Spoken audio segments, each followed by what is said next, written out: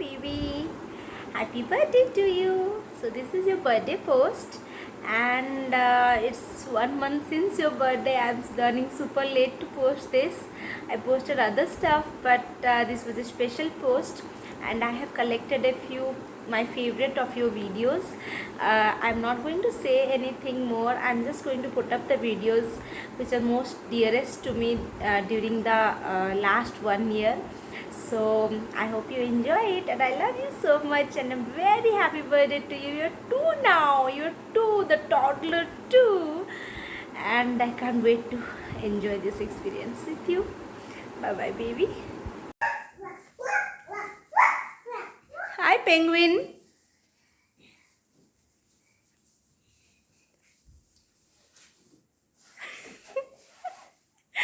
You're a baby Yoda.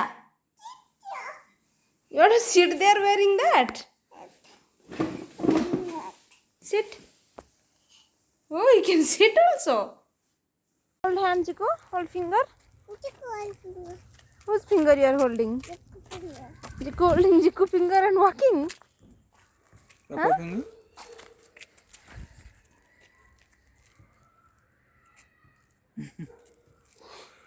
Your finger as well as Chico finger. Mama finger. I will hold now. All together. Chico finger, Papa finger.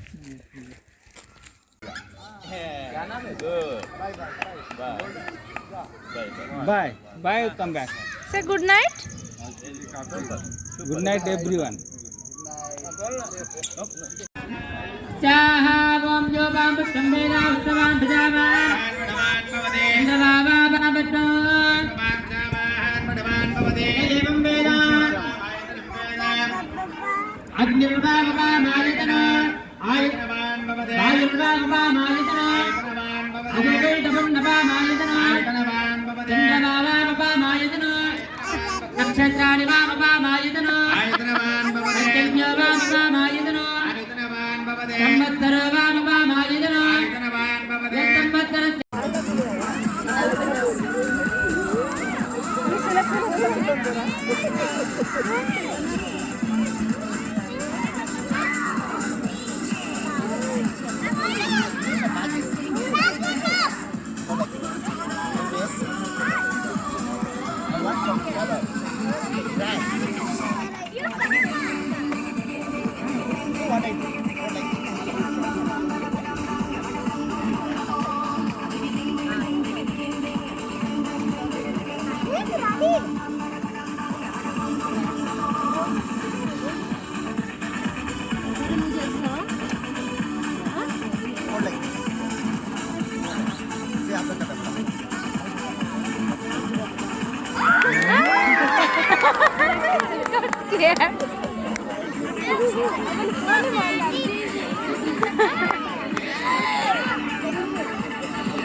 It's magic.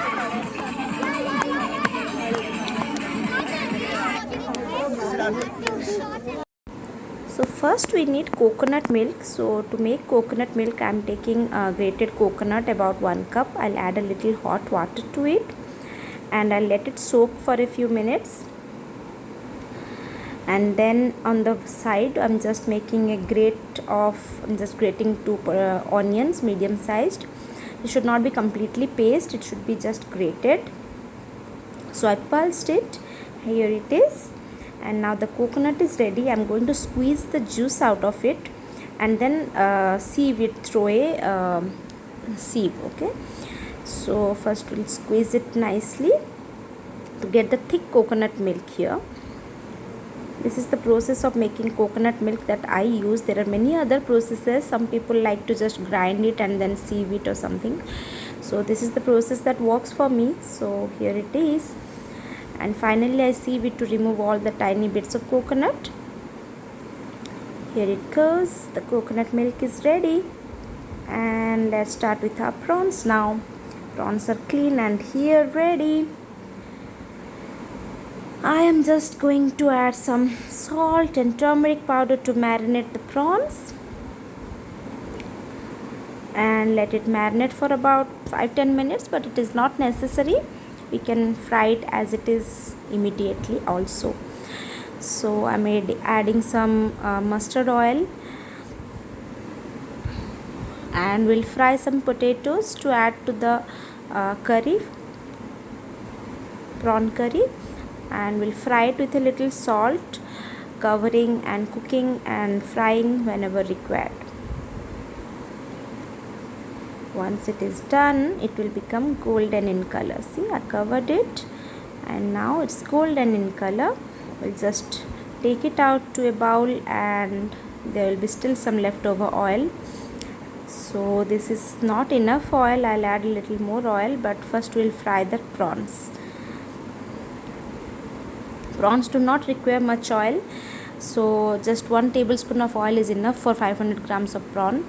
We'll just fry it for very few seconds, minutes, because it gets overcooked and hard otherwise. There is a way to know how when the prawns are cooked properly. I'm going to tell you. See, when the transparent translucent color is gone and they're whitish in color, see, this is a perfect size. When it is C shaped, the C shape is perfect. O shape means overcooked, C shape means perfectly cooked. Okay, so there is still some oil left. I'm going to add some more oil to it, some more mustard oil. When it is heated well, I'll add a little our grated onions. We'll fry it until they turn pinkish in color, not completely brown. If you want to retain the whitish or yellowish color of the curry. Adding salt, it will let the onion cook faster. And some ginger garlic paste. We'll fry it well, and I'm adding some curry powder, chili powder and turmeric powder. Mix it well, and we'll add some tomatoes. We'll cover it and cook for some time until the tomatoes turn mushy. We'll add a little water to it so that it cooks well.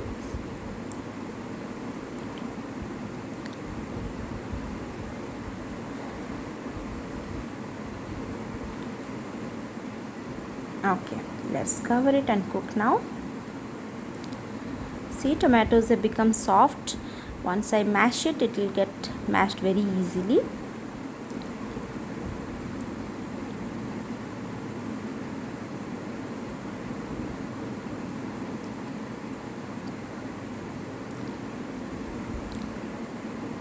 When it becomes a pulp, now I'm going to add the potatoes to it.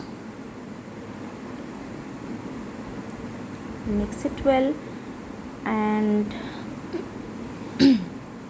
I'll add a little more water, very little, because most of the gravy will be done with the coconut milk. But whenever we add water, it should be hot, because that way it will not take extra time to get heated and the flavor will get retained. I'll cover it and cook again for some time. See, it is cooked very well now. This is a perfect time to add the prawns, but if we add the prawns now, they will get overcooked. So prawns we will add at the end. So what will we add now? We'll add the coconut milk. Here goes the coconut milk, and the creaminess is going to form just perfect now. We'll cover and cook for some time, let it come to a boil. Now finally we'll add the prawns. Let them cook for not more than 2 minutes more, or else the prawn will get hard. Then we'll finish off with some coriander leaves and let it sit in the pan for some time so that the gravy thickens. Let it sit and see how beautiful gravy has come out. It's creamy, it's yummy, it's delicious. You must try it. I I should tell you, you must try it, Ziku. It's perfect for you. It's called prawn dhoka. Okay, Nanu taught me this, and I hope one day you really try it one day by yourself. I'm sure you will eat it a lot more times from my hand, but I hope you try it one day. And it tastes perfect with steamed rice. I think by seeing the curry you already know. So see you soon. Bye bye. Happy birthday.